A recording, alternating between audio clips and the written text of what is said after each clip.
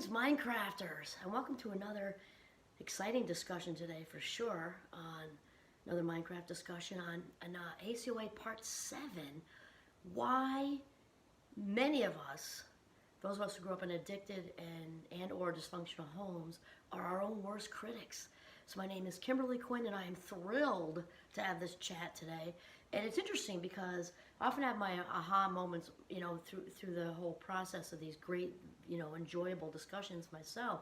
And it's just, as far as the ACOA list, I think Janet Jeringer-White says like 13 things. Like, we don't know what normal is, and this, that, the harsh critics judging whole thing. Sometimes things are going to fit for you and me, and sometimes things won't, because obviously, just like anything else, just like ADHD or autism or anxiety, whatever, has a different face because we're all snowflakes. Same is true for ACOA. So some of them don't fit me as much either, though this one absolutely does. And also because I think I'm the oldest. I know I'm the oldest. I think that's why. And partially, but it doesn't have to be. So why often are ACOAs our own? Why do we judge ourselves so harshly? Why do we judge ourselves so harshly? We are so hard on ourselves, many of us. And I know for me, I was like that way most of my life. And then I did the work and, really got into the actively working at seeing my own value and loving and accepting myself. And so now there's no more room for that criticism. But that took years and years of work. Why? Because it's in the vault. Remember, too, that there's something called infantile amnesia up to age 3. So you may say, oh, I remember this, I remember that. No, you really probably don't, because outside of trauma, that's it. And even then, the memory's going to be skewed and stuff, so it'll be different. So that's in the vault. So think about 2.5-year-olds. They're walking around with lives, and they're talking about things in full sentences, and blah, blah, blah. They have full lives going on. Yet we don't have a memory of 3 or under for the most part, which means there's lots of stuff that was said to us, lots of stuff we saw, experienced, whatever, that we can't really access. Then we also talked about the confirmation bias. So confirmation bias is actively seeking out what we already believe to be true. And remember the second part of it, there's that. Seeking out what we already believe to be true, all the ways we're not enough, let's just say, while also ignoring evidence to the contrary. Which is why it's also, it can be very difficult for us to accept compliments. So we are our own harsh critics. Why? The answer is in one word: shame. So remember that shame is this excruciating feeling, the most excruciating feeling a human being can possibly experience. So, which is why we don't want it and move along to other people. So just remember that when we're talking about shame, that's different from guilt. Guilt says, I made a mistake. It's an action word. I made a mistake. Hopefully keeps us in check from doing, not so nice things to people. Shame says, I am the mistake. I am the mistake. Shame is that horribly excruciating feeling of sort of believing and feeling as if we're defective, flawed, damaged goods, not enough, in the myriad of ways we cannot be enough. So think about this. Because shame is so excruciating, no one wants to hang on to shame. We kind of move it along like a hot potato. So parents in addicted and or dysfunctional families throw it onto each other, throw it onto 2-year-olds, 4-year-olds, 15-year-olds, whatever, because we don't want to hold it, because it's too freaking painful, right? And so it's also important to remember that when we project emotions on other people, in the Freudian sense, those defense mechanisms, which is what they are unconscious. So does it give that addicted or dysfunctional parent a pass?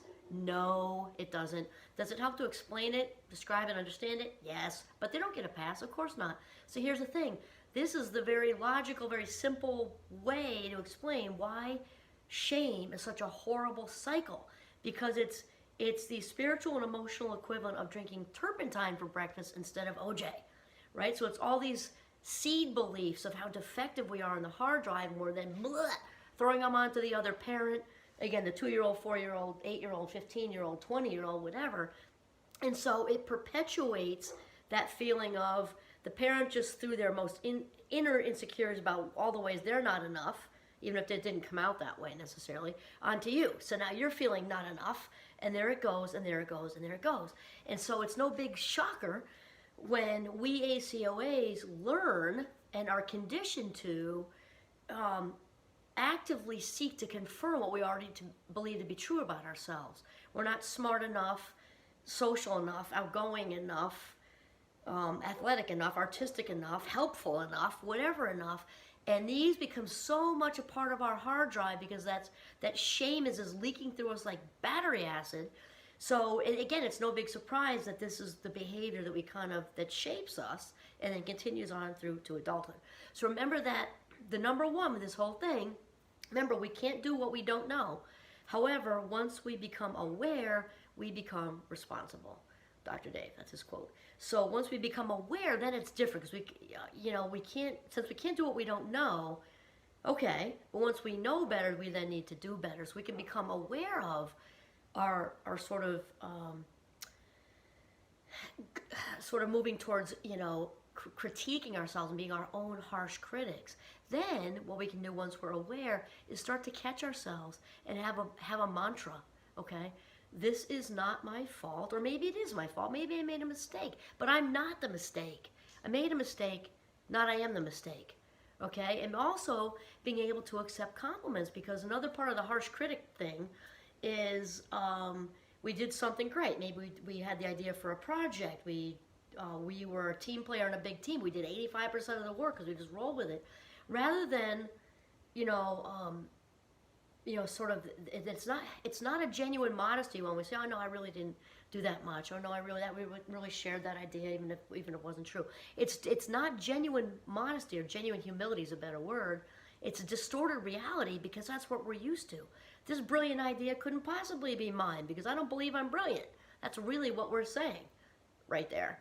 And so it's so important to catch ourselves in that habit, because that's what it is. It's a habit. And then shift out of, no matter how uncomfortable it is, acknowledging that it's uncomfortable. That's a good thing to do. To look somebody in the eyes while they're giving you a heartfelt compliment. And even if it's hard and you want to bounce around in your skin, and just take it in and feel the goodness of that. Take it in and feel the goodness of that. And then catch ourselves. Remember, we're not reaching for that perfect bar. It doesn't help us. Okay? Progress, not perfection. So if you catch yourself being critical of yourself, do like this. Like, you know what? I caught it. Even if I didn't redirect it and do anything with it, at least I caught it. I caught that I was entering this self-loathing, self-deprecating, even if it was here only. That's still, here's bad enough. I caught it. Good for me. Good for me that I have the courage to listen to these podcasts and watch these videos. Good for me that this has expanded my desire to face all this stuff. And I'm now reading some books, and I picked up one by Claudia Black and Janet Geringer-Woitzitz and whoever else is. There's lots of people out there working on this stuff. And now I'm really into it, and now I'm educating myself as much as I can. Good for you. Excellent. Good for you. Okay, so why ACOAs judge ourselves so harshly? That is absolutely, this is one that fits me like a glove. I mean, not anymore because I've worked through it. Do I catch myself on occasion? I do. I definitely do. Got to stay on top of that stuff. Though the work gets a lot less, like anything else, violin, soccer, it doesn't take as much maintenance once you kind of get in the groove with it. Though I tell you, for years and years and years, nothing was good enough for my family. So I learned, okay, getting straight A's, getting whatever good grades, because I was like lasagna noodle with my, fast mind, but getting good grades, being captain of the ski team, being on the dean's list, none of it was good enough. So the only way for it to be good enough is for you to bring that approval meter back on the inside, show yourself some love and compassion, and start to see your own value. And remember also that to fake it is to make it. That is okay. If you're not actually genuinely feeling it yet, you will. Just start to say the positive stuff to yourself. I am enough exactly as I am. I'm a human being, not a human doing. I'm enough exactly as God, the universe, the higher power created me. And that's it. And just work into it. Because you will not be your own harshest critic forever if you're on this path. You are on the path to self-love, and that is where you are headed. This is Kimberly Quinn signing off from my kitchen in northern Vermont. Have a mindful, less judgmental day.